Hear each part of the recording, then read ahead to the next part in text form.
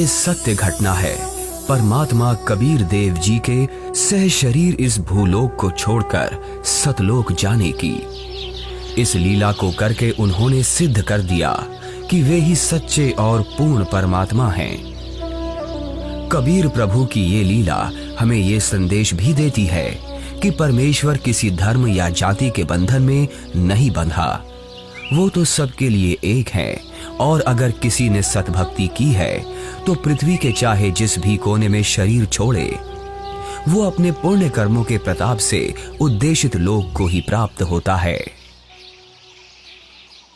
ये बात उस समय की है जब ये कहा जाता था कि मगहर में मरने वाला नरक में जाता है और अगले जन्म में उसे गधे के रूप में जन्म लेना पड़ता है। इसके अलावा ये भी कहते हैं कि अगर किसी को मोक्ष चाहिए तो उसे काशी आना चाहिए और वहीं अपने प्राण त्यागने चाहिए, जिस कारण से मोक्ष अभिलाषी वृद्ध लोग अपना अंतिम समय अपने अपने पुरोहितों के घर काशी व्यतीत करने के लिए, निवास करने के लिए आने लगे तथा पुरोहितों को उनके खाने के रुपए तथा पुरोहितों की पूजा अलग से प्रति महीना देने लगे, जिस लालचवश काशी के पंडों ने वृद्धों को अपने अपने घर पेइंग गेस्ट के रूप में रखने लगे। एक एक पुरोहित के घर 10-10 वृद्ध हो गए।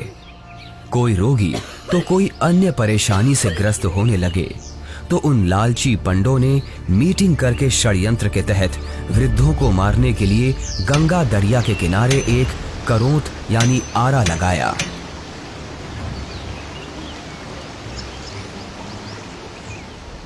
भ्रम फैलाया गया कि जो शीघ्र स्वर्ग जाना चाहता है तो इतने रुपए पूजा, जो उस समय की अधिकतम राशि थी, जमा कराओ। श्रद्धालुओं ने वृद्धावस्था के दुख से छुटकारा पाने के लिए तथा स्वर्ग जाने की भावना से वह महंगी फीस भी देने लगे।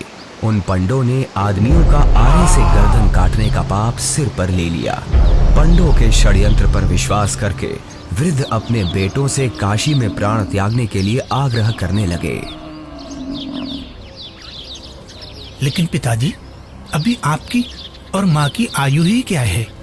अभी तो आपको अपने पोतों का ब्याह देखना है, उनकी संतानों को अपनी गोद में खिलाना है। देख बेटा, जिंदगी जीने का लालच तो कभी खत्म नहीं होता, और वैसे भी अपने जीवन में हमने अपनी सारी जिम्मेदारियों को पूरा कर लिया। अब जब भगवान के पास जाना ही है तो देर क्यों करना? हमें काशी में पवित्र करौंत लेने में स्वर्ग की प्राप्ति होगी। लेकिन पिताजी, काशी में लगे उस करौत के नीचे आकर मरना तो आत्मदाह हुआ ना। अगर उस आत्मदाह से ईश्वर मिलते हो तो क्यों ना आत्मदाह किया जाए? और वैसे भी यहाँ मगहर में मरने से तो हमें मोक्ष मिलेगा नहीं। अगर हम यहाँ मरे तो अगले जन्म में हमें गधे के रूप में जन्म लेना पड़ेगा। क्या तू चाहता है कि तेरे माता पिता का अगला जन्म गधे के रूप में हो? जितनी जल्दी हम काशी जाकर करौंत के नीचे मरेंगे उतनी जल्दी ही मोक्ष मिलेगा। लेकिन पिताजी। बस बेटा, तू हमारे साथ काशी चलकर वहां हमारी करौंत के नीचे आकर प्राण त्यागने की व्यवस्था कर दे। रामशंकर अपने माता पिताजी के साथ काशी के घाट पर पहुंचते हैं। वो उस घाट पर भी पहुंचे जहां करौंत लगा हुआ है। करौंत से थोड़ी दूर पर ही खड़े होकर वो सभी देखते हैं कि गंगा नदी के किनारे करौंत वाली जगह है। उसका हैंडल करौंत से थोड़ी दूर पर एक मंदिर के पास है जो गुप्त है। हे ब्राह्मण, मुझे भी मोक्ष को प्राप्त करना है। ये काशी है और यहाँ मरने वाला हर व्यक्ति मोक्ष के लिए ही आता है। लेकिन मैंने अपने जीवन में बहुत सारे पाप कर्म किए हैं। इससे कोई फर्क नहीं पड़ता है कि मरने वाला व्यक्ति पापात्मा है या पुण्यात्मा। काशी में मरने वाला हर व्यक्ति स्वर्ग को जाता है और मगहर में मरने वाला हर व्यक्ति नरक को प्राप्त करता है। ठीक है, मुझे भी इस आरे के नीचे आकर स्वर्ग जाना है। 50 मोहरें लगेंगी। ये लो। ठीक है, तुम तख्त पर लेट जाओ। मैं भगवान से प्रार्थना करता हूँ कि वो आपको स्वर्ग में जगह दे। हे परमात्मा, इस आत्मा को अपने चरणों में स्वर्ग में स्थान देना। बहुत सारे लोग मोक्ष के लालच में पैसे देकर आरे से कट रहे थे। कुछ माता पिता अपने पुत्रों से अनुरोध कर रहे थे कि हमें भी आरे से कटवा दो ताकि हम जल्दी स्वर्ग चले जाएं। इस प्रकार रामशंकर भी लाइन में लगकर करौंद के पास आता है और अपने पिताजी को करौंद पर गर्दन रखते हुए देखता है। तभी पंडा इशारा करता है। दूसरा पंडा हैंडल घुमाता है, लेकिन हैंडल उलझ जाता है। थोड़ी देर बाद पंडा कहता है कि अभी भगवान ने आपकी कुर्बानी स्वीकार नहीं की है, कुछ दिन बाद फिर से आना। तभी हैंडल घुमाने वाला पंडा करौंद को ठीक करके इशारा करता है कि अब करौंद ठीक है, अगले का नंबर लगाओ। इस तरह फिर उनकी माता का नंबर आता है। उनकी गर्दन कट जाती है।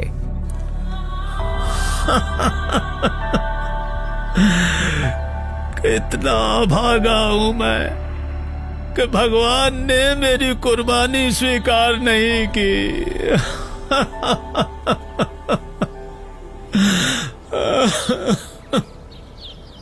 कबीर परमेश्वर जी इस भ्रम को दूर करना चाहते थे कि सच्चा भक्त किसी भी स्थान पर प्राण त्यागे वह उद्देशित लोक को प्राप्त होता है। सत्य कर्मों, पुण्य कर्मों को करने वाला व्यक्ति, सत्य साधना करने वाला व्यक्ति संसार के चाहे जिस कोने में भी शरीर छोड़े और चाहे जैसे छोड़े, वो अपने पुण्य कर्मों के प्रताप से ईश्वर के पास चला जाता है, नरक नहीं जाता। लेकिन दुष्कर्मों को करने वाला इंसान चाहे जहाँ भी मरे, चाहे काशी हो चाहे मगहर, उसे नरक की ही प्राप्ति होती है। सतलोक को प्राप्त करने के लिए पुण्य कर्म जरूरी हैं, ना कि काशी क्रोध के नीचे मरना। कबीर जी क्षमा कीजिए, लेकिन हम इस बात से सहमत नहीं हैं कि पुण्य कर्मों को करने वाला व्यक्ति चाहे काशी में मरे या मगहर मरे, उसे स्वर्ग की ही प्राप्ति होगी। सत्य ये है कि अगर कोई भी व्यक्ति काशी में मरता है तो वो चाहे पुण्यकर्मी व्यक्ति हो या पापकर्मी, उसे स्वर्ग की ही प्राप्ति होगी। और अगर कोई व्यक्ति मगहर में मरता है तो वो चाहे पुण्यकर्मी हो या पापकर्मी, उसे नरक की ही प्राप्ति होगी। और इतना ही नहीं, मगहर में मरने वाला अगले जन्म में गधे के रूप में ही जन्म लेगा, ये भी निश्चित है। उस व्यक्ति को भी स्वर्ग की प्राप्ति नहीं होगी। ठीक है, तो मैं फिर मगहर में ही शरीर का त्याग करूंगा और स्वर्ग नहीं, स्वर्ग से भी आगे सतलोक जाऊंगा। और आप सभी पंडितों से मेरा आग्रह है कि आप सभी मेरे साथ मगहर चलें और मेरे शरीर छोड़ने के बाद अपनी ज्योतिष विद्या का प्रयोग करके ईमानदारी से सभी लोगों को ये बता देना कि मैं कहाँ गया हूँ। लोगों के बीच का ये भ्रम दूर होना चाहिए कि मोक्ष केवल काशी मथुरा में शरीर का त्याग करने से नहीं होगा, बल्कि मोक्ष केवल यथार्थ भक्ति से और मर्यादा में रहकर अपने जीवन का निर्वहन करने से होगा। आज आपके मुक्ति का दिन है। करौंद के नीचे आकर मोक्ष पाने के लिए तैयार हो आप? इस आरे अर्थात करौंद से मुक्ति प्राप्त करने के लिए कितनी मोहरें लगेंगी? केवल 50। पिताजी, आपको उस करौंद के नीचे अपने प्राणों को त्यागने की जरूरत नहीं है। क्यों? पर बेटा फिर मुझे मुक्ति कैसे प्राप्त होगी? पिताजी, मैं अभी एक बड़े महापुरुष कबीर देव जी के पास से ही आ रहा हूं।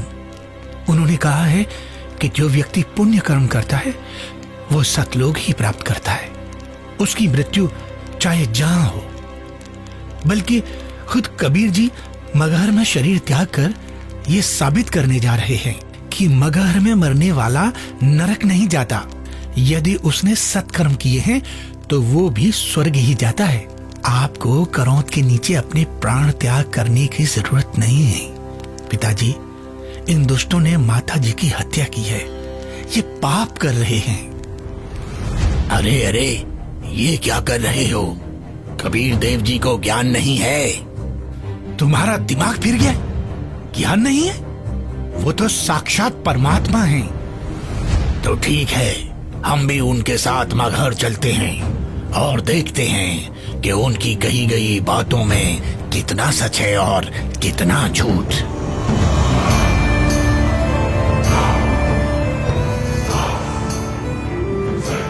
वीर देव सिंह बघेल जी की जय। महाराज, हमें ज्ञात हुआ है कि कबीर देव जी अपने शरीर का त्याग करने के लिए मगहर जा रहे हैं, लेकिन हमने सुना है कि मगहर में जो भी अपने शरीर का त्याग करता है उसे कभी स्वर्ग की प्राप्ति नहीं होती है। कबीर देव जी तो साक्षात परमेश्वर है और वो शरीर का त्याग चाहे जहां करें। ये मगहर में प्राणों को त्यागने की लीला वो इसलिए कर रहे हैं जिससे जनमानस को ये संदेश दिया जा सके कि आपको स्वर्ग की प्राप्ति होगी या नहीं, ये आपके पुण्य कर्मों पर निर्भर करता है, न कि मरण के स्थान पर। हमें कबीर देव जी के साथ जाना चाहिए। हाँ, हमें सिर्फ जाना ही नहीं है, अपितु कबीर देव जी के शरीर त्याग देने के बाद हमें उनके शरीर की रक्षा भी करनी है, जिससे उनका हिंदू धर्म विधि से अंतिम संस्कार किया जा सके। क्योंकि अगर हमने उनके शरीर की रक्षा नहीं की तो वो मुस्लिम उनके पार्थिव शरीर पर कब्जा करके उन्हें दफना देंगे। परमात्मा कबीर देव जी केवल हम हिंदुओं के भगवान हैं, उन मलेच्छ मुस्लिमों के नहीं। इसलिए हम आपको आदेश देते हैं, तुरंत ही सेना को हमारे साथ चलने को तैयार किया जाए। कबीर देव जी मगहर के लिए प्रस्थान करते हैं। वो नदी के किनारे से होकर गुजरते हैं, जंगल से गुजरते हैं। दिखता है कि उनके पीछे काफी सारे भक्त भी जा रहे हैं। कबीर प्रभु के साथ हिंदू और मुसलमान दोनों धर्मों को मानने वाले भक्त हैं। काशी के करौंत का समर्थन करने वाले पंडे हैं, विद्वान पंडित जिनके साथ सालिक राम भगवान की मूर्ति है, और बड़े बड़े टीका चंदन लगाने वाले पंडित जिनके साथ काफी सारी पुस्तकें हैं, वो भी कबीर प्रभु के साथ हैं। रामशंकर और उसके पिता भी कबीर प्रभु के साथ हैं। तभी उनके पीछे वीर देव सिंह की सेना भी आ जाती है। वीर देव सिंह कबीर देव जी को प्रणाम करते हैं। कबीर प्रभु के पीछे काफी सारे भक्त और सेना भी चल रही है। कबीर प्रभु चलते रहते हैं और जो भी कबीर प्रभु को जाते हुए देखता है उनके पीछे चल देता है।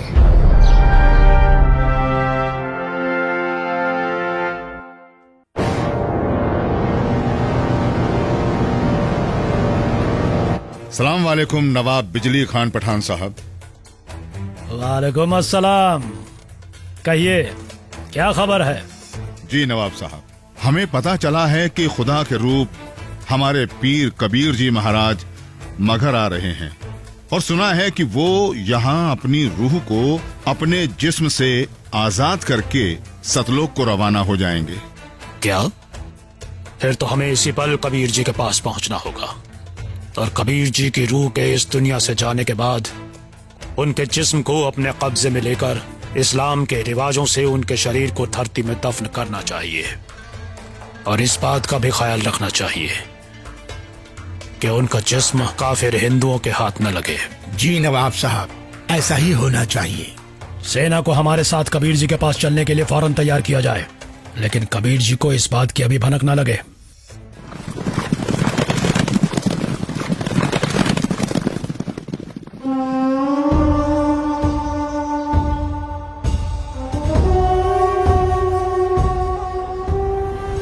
लगता है कबीर जी के जिस्म को पाने के लिए काशी नरेश वीर देव सिंह भी अपनी सेना लेकर आया है, लेकिन हमें किसी भी हालत में इन हिंदू काफिरों को कबीर जी के जिस्म को पाने नहीं देना है।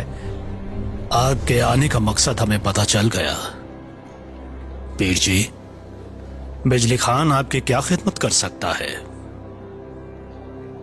मैं अपना शरीर त्याग करने से पहले स्नान करना चाहता हूँ। जी, हम अभी आपके नहाने के लिए साफ पानी की व्यवस्था करते हैं। नहीं, मैं किसी बहते पानी के दरिया में स्नान करूंगा। बिजली खान।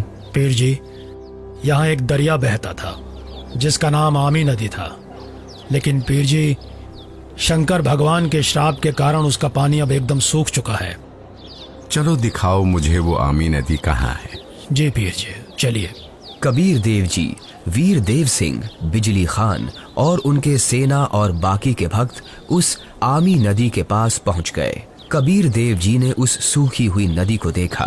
कबीर देव जी ने अपने हाथ जोड़कर प्रार्थना की और फिर अपने हाथों को हवा में ऐसे लहराया जैसे कि वो नदी को बहने का इशारा कर रहे हों। कबीर प्रभु के ऐसे इशारा करते ही थोड़ी दूर पर नदी की ही जगह पर एक जोर से धमाका हुआ और धरती के अंदर से पानी का सैलाब निकला। ये देखकर सभी लोग चौंक जाते हैं और सभी भक्ति भाव से भरकर कबीर प्रभु को देखते हैं और अपने हाथ जोड़ लेते हैं। पूरी नदी में पानी भर जाता है। सभी लोग खुश हो जाते हैं। कबीर प्रभु की जय, कबीर प्रभु की जय, कबीर प्रभु की जय। आदेश दें प्रभु। हुक्म दे मालिक। मुझे 2 सफेद चादरें चाहिए, एक बिछाऊंगा और एक ओढ़ूंगा। जो आज्ञा प्रभु। इसी क्षण 2 सफेद चादर यहाँ लाई जाएं। कोई और आदेश दें प्रभु। बिजली खान, तुम सेना किस लिए लाए हो? वीरदेव, तुम किस लिए सेना लाए हो? प्रभु जी, हम आपके शरीर को इतना मलिच मुसलमानों के हाथ नहीं लगने देंगे। इन्होंने अगर आपके शरीर को छू तक भी लिया तो इनमें से कोई भी जीवित नहीं बचेगा। हम आपका अंतिम संस्कार हिंदू रीति रिवाजों से करेंगे। तो हमने भी चूड़ियां नहीं पहन रखी हैं। हम भी अपने अल्लाह के स्वरूप पीर कबीर जी का जिस्म हिंदू काफिरों को नहीं देंगे और इस्लामी तरीके से पीर जी का शरीर को दफन करेंगे। और अगर ऐसा नहीं हुआ तो इसका अंजाम बहुत बुरा होगा। हम वीर देव की सेना से युद्ध करके आपका शरीर प्राप्त करेंगे, लेकिन अंतिम संस्कार हम मुस्लिम तरीके से ही करेंगे। मुझे नहीं पता था कि तुम सब मेरी शिक्षाओं को इतना ही समझ पाए हो। 120 साल हो गए मुझे तुम सब लोगों को समझाते हुए, फिर भी इतना ही समझ पाए हो। मुझे इतना ही जाना है तुम सब ने। आज भी तुम एक ना होकर हिंदू मुसलमान बनकर अलग अलग खड़े हो। मेरी चेतावनी है, अगर तुम लोगों ने आपस में झगड़ा किया तो ठीक नहीं होगा। तुम दोनों एक ही परमात्मा की संतान हो। तुम दोनों अलग अलग ना होकर एक ही हो। हम सबको एक साथ रहना है। मेरे सतलोक गमन के बाद इन चादरों में तुम्हें मेरा शरीर नहीं मिलेगा। एक चादर तुम हिंदू ले लेना और एक चादर तुम मुसलमान, और इन चादरों में जो भी चीज मिले उसे आपस में आधा आधा बांट लेना। आपस में लड़ाई नहीं करना, नहीं तो गृह युद्ध छिड़ जाएगा। मेरे जाने के बाद आपस में झगड़ना मत, ये मेरा आदेश भी है और विनती भी। कबीर प्रभु का शरीर मैं किसी को नहीं दूंगा। कबीर प्रभु के जिस्म को छोड़ने के बाद मैं इनके शरीर को अपने कब्जे में लेकर ही रहूंगा। अब मैं चलता हूं।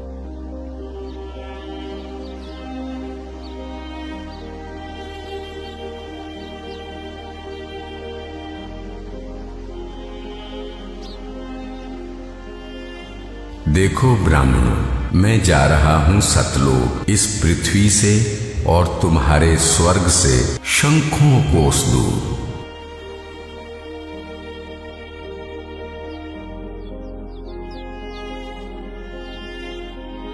उठा लो पर्दा, इसमें नहीं है मुर्दा। इस चादर को उठाओ। जैसे ही वीर देव और बिजली खान दौड़कर वो चादर उठाते हैं तो कबीर देव जी की जगह उनके ही वजन के बराबर शरीर के आकार के सुगंधित फूल, गुलाब, गेंदा, गुड़हल आदि रखे हुए हैं।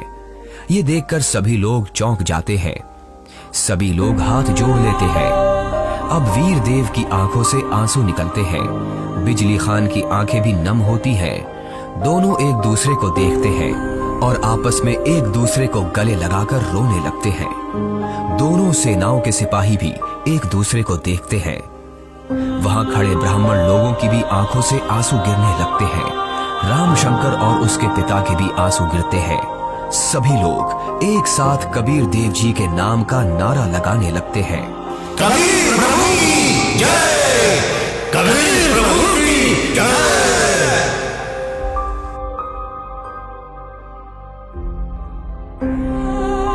कबीर प्रभु, हमको माफ करना, हमने आपको पहचाना नहीं। आप तो खुद अल्लाह ही थे। बहुत बड़ी गलती हो गई हमसे, हमने भगवान को नहीं पहचाना। कबीर प्रभु की बात हमने नहीं मानी। अब हम सब एक होकर रहेंगे और उनकी कही सारी बातें मानेंगे। या अल्लाह, माफ कर हमें। भगवान माफ करो हमें। कबीर भगवान हमें माफ करो। भगवान हमें माफ करो। फिर हिंदू और मुसलमानों ने आपस में वो फूल बांट लिए और मगहर में ही कबीर प्रभु की याद में 2 अलग अलग स्थानों का निर्माण किया। और फिर उन्हीं में से कुछ फूल लाकर वीर देव सिंह ने काशी में चौरा का भी कबीर प्रभु जी के स्थान का निर्माण किया। उसे कबीर चौरा नाम से जाना जाता है। वहां पर कबीर पंथ का बहुत बड़ा आश्रम बना है। कबीर प्रभु जी ही सच्चे और पूर्ण परमात्मा हैं, जिन्होंने हम सबको रंग भेद, जाति धर्म भेद आदि के आधार पर ना बंटकर एकजुट रहना सिखाया। परमात्मा एक विशेष जाति या समूह का नहीं होता। परमात्मा तो सबका एक है, जिसका नाम कबीर देव है।